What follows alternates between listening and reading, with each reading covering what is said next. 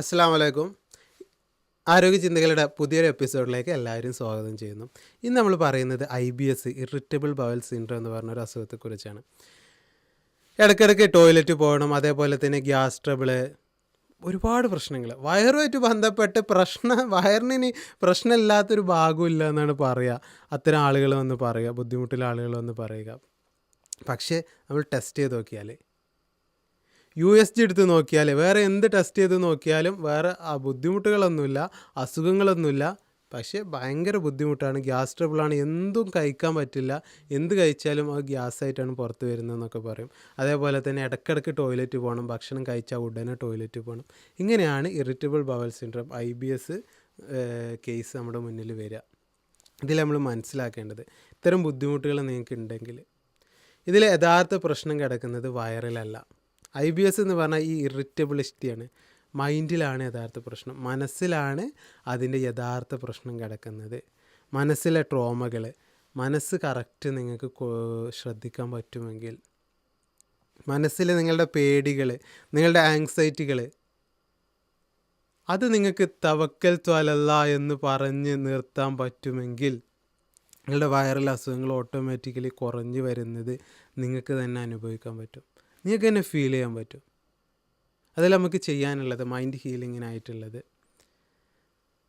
വയറുമായിട്ട് ബന്ധപ്പെട്ട പ്രധാനപ്പെട്ട പ്രശ്നം എന്ന് പറഞ്ഞാൽ ആങ്സൈറ്റിയാണ്, ഉത്കണ്ഠ.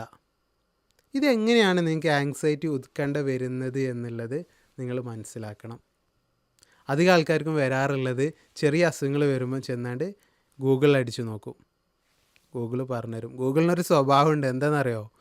ഗൂഗിളിനോട് എന്താ അങ്ങോട്ട് എന്ന് ചോദിച്ചാലും ഗൂഗിള് അതിൻ്റെ ഉത്തരമായിട്ട് പറഞ്ഞുതരാം ക്യാൻസറാണ്, ക്യാൻസർ പറഞ്ഞുതരും. അതിൻ്റെ താഴെയായിരിക്കും ഗ്യാസ് ട്രബിളും ബാക്കിയുള്ള അസുഖങ്ങളൊക്കെ.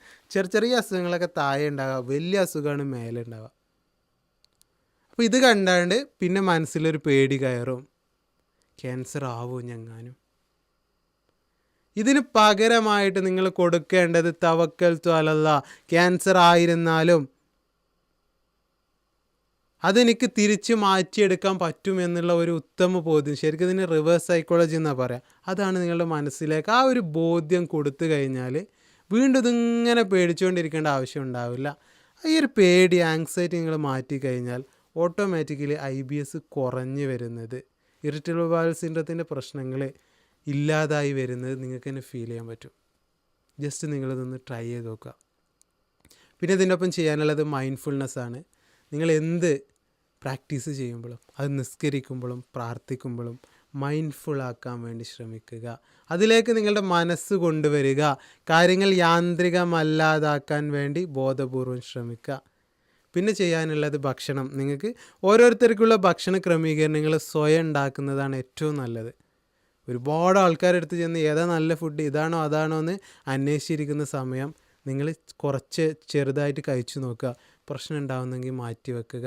മൈൻഡ് ഹീല് ചെയ്യുക. റെഡി ആവുന്നതിനനുസരിച്ച് വീണ്ടും എല്ലാ ഭക്ഷണങ്ങളും വീണ്ടും കഴിച്ചു തുടങ്ങണം. ഒരുപാട് കാലത്തേക്ക് ഭക്ഷണ നിയന്ത്രണം ഒരിക്കലും നല്ലതല്ല. ഇത്രയാണ് ഇതിൽ നമുക്ക് പറയാനുള്ളത്. അപ്പോൾ നമുക്ക് ഇന്നത്തെ എപ്പിസോഡ് ഇവിടെ വെച്ച് നിർത്താം. അസ്സലാമു അലൈക്കും.